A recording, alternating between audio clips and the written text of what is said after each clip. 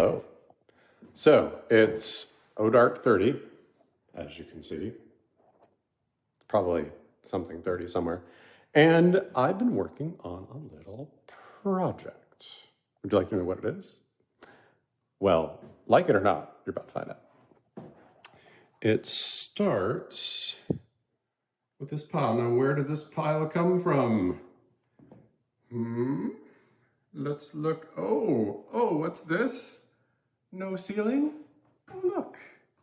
So, why did I do that?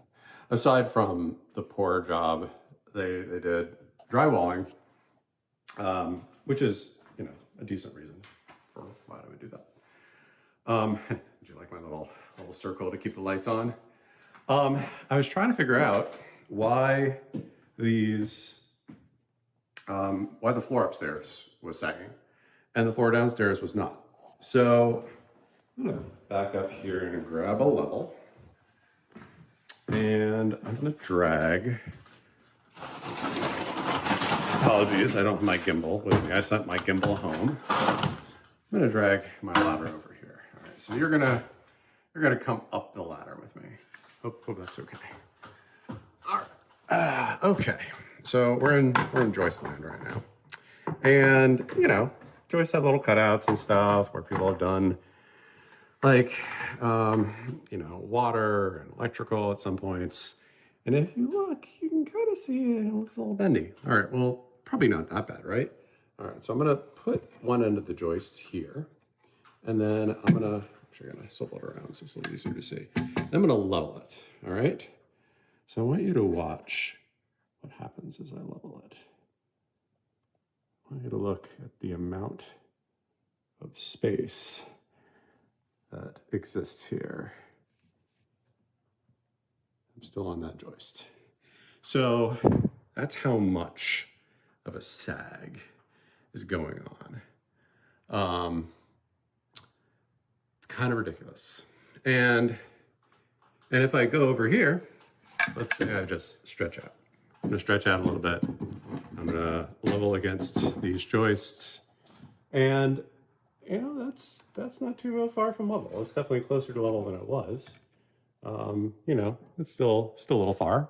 Still about the same angle. But why so bad? Why so bad, especially right here?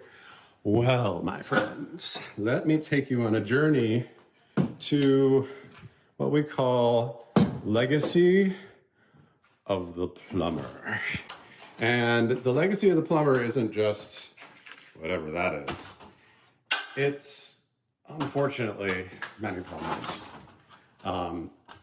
They just hate joists. I don't know what a joist ever did to them, or in a past life, if they were assaulted by a joist or spurned by a joist, but they don't like them. And I just wanted to show you the evidence of their great, great hatred for joists. It's right there.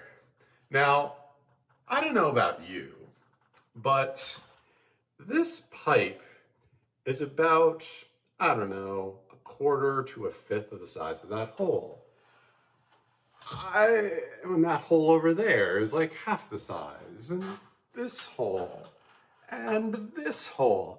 They pretty much took out 4 joists in the middle of the room right as they hit, right before they terminate at the wall, which means everything else in this room is going to sag. If they'd done it like the middle, maybe it wouldn't have been so bad, but no, it would have been bad. It's bad no matter what. So I am gonna have some things to think about and figure out.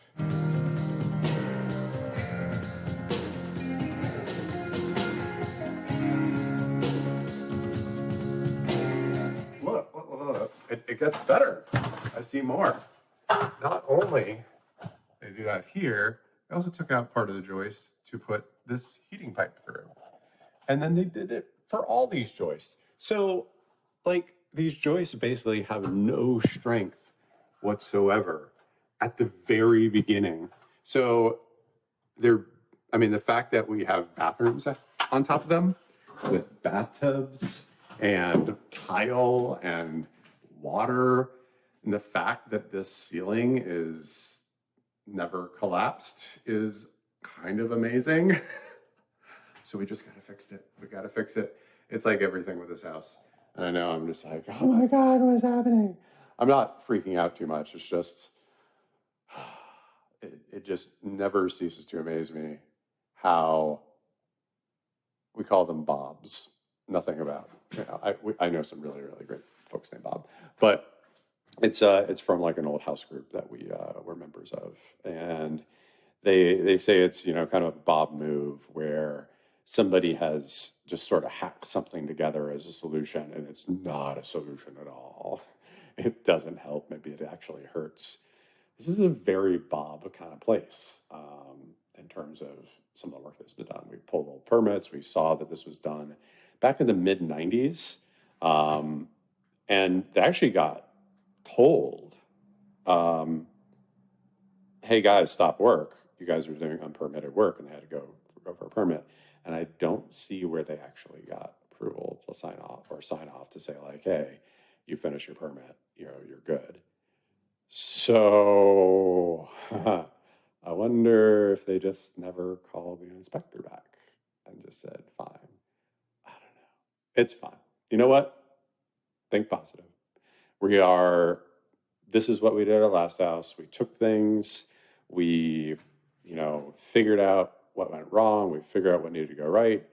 And if we couldn't make it right ourselves, then we got help. And so that's what we'll do here is figure out what we need to do and make it happen. We are going to bring this house back. It is going to happen. And we are going to make it solid as a rock. We are going to make it, none of the things are going to leak. All the things are going to work. And this is going to be a happy home.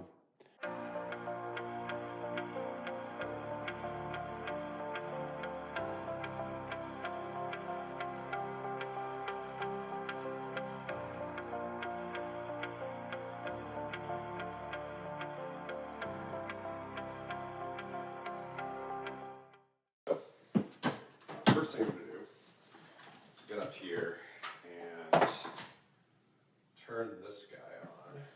I just got this yesterday, neutral light. And what this is going to do, you guys can't really see it, is kind of see it right here. It's got a laser on a pendulum, and so it automatically levels. And I have it set to just be in pendulum mode. You can either have the pendulum free swinging or you can have it locked. I want it free swinging because I want this to automatically level. If I wanted to, for example, do a line for putting up like a stair railing or something like that, that's specifically at an angle, I might want to lock it. So what you can see here, if I just put my hand up next to where this joist is you can see here's where the joist is, and here's where my hand is and where this pencil is. And there's amount of deflection here. There's a distance rather, not really deflection. You can see that this line is sort of, really tall right here, and it gets narrower and narrower as we go along. So what I want to measure first is my baseline deflection, which is like, where am I trying to get everything? I would really like to get everything to this joist over here. This joist that's right above basement wall, the brick wall down there. It's a pretty solid joist. It's the floor underneath feels really, really good. It doesn't feel like it's high. It feels level with the rest of the house. So what I want to do is swing this around. You might be able to see the laser is now on my measuring tape. And this is at a 2 5/8 inch point on the tape, which means this laser is 2 5/8 inches from the bottom of that joist. So that then becomes my baseline. And now every measurement I take of how far away, say, this laser is from this joist, that becomes my sort of check to be like, okay, if this is 2 inches, that's 2 5/8. I'm going to subtract 2 5/8 from 2, and it's a 5/8 inch negative deflection, 5/8 inch downward. If I do this one, and this one comes in at about 1.25 inches. So we write that down and subtract 2 5/8 inches. That is 1.375 inches. So this is 5/8 inch deflection. This is 1.375 deflection overall. So this is pretty close to where we want to be. This is pretty far away because these two are different by it's like 3/4 of an inch or so. Am I doing my math right? Maybe not. You guys will check me. And so I've actually gone through and already done this. I'm demonstrating for you all how I'm doing it. And I can see that just by looking at this laser line along here, that we have like a little bit of a dip here, and the dip sort of eases up as we get closer to that far wall. So this is 5/8 of an inch deflection, 1 3/8, 1 5/8, 1 3/4, 1 5/8, 1 1/2, 1 1/8. So you can kind of see like the bow is like especially pronounced here in the middle. This guy is in a pretty good state. So we're not going to have to do a whole lot with this one right now. We're going to focus our efforts on raising these two for right now, so that I'd like everything to kind of be at a 5/8 inch deflection so we can see how much closer we can get it. We might not be able to get it at exactly 0 deflection, but we can get it pretty close. We'll see how it feels upstairs. Right now it feels like there's a slope, and we can see that there's definitely a slope. If over here is 5/8 of an inch deflection, this is sort of the most serious part of the deflection area. I'm going to raise it. So I've got my wrench here, I've got my screw jack, I've got me trying to avoid this light. As you can see, I carved around these lights when I was taking the drywall down. I'm trying to be very considerate. So I'm going to try to turn this. And I'm probably going to need to get a bottle jack to help with some of this at some point, because this is a screw jack lifting our house. So what am I doing here? I am turning this one full rotation. And that one full rotation around, so you have these all oriented the same way. It's got a little space for you to clamp pliers to it to help turn it. I'm orienting the same way, so I kind of, it's all organized, it's all symmetrical. Helpful to kind of remember where I'm at. So that is 1/8 of an inch, that one rotation I just did. Or 1/8 of an inch. Should be 1/8 of an inch. So I'm going to do the same thing over here. I'm going to grab a hold of this. This is a whole lot easier to turn,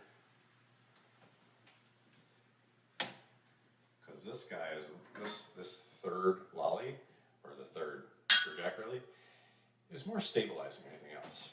This is where most of the dip is. So we really are going to be putting a lot of work right here to kind of raise up this part of the wall. So for the most part, I'm just going to be adjusting these to kind of keep pressure on. This is where the work is. So I might put a bottle jack up underneath, maybe a couple of these to help with raising this, because it's getting really tough to do this with a pair of pliers. So that's how the roof gets raised. I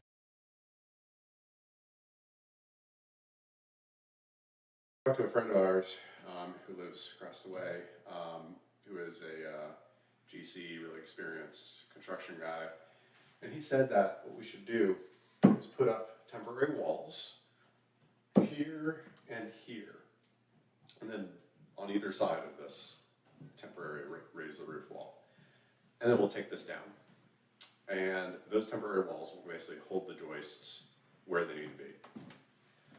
And then we'll just make it out like 2x4s and stuff. And then this comes down and we'll cut right through the joists. We'll just cut them all. Oops, still standing on the leg. We'll cut them all straight through. We'll put an LVL beam from that header over there above the pass-through, that header over there above the window. We're gonna check the header to make sure it's solid enough. And we'll just joist hanger everything.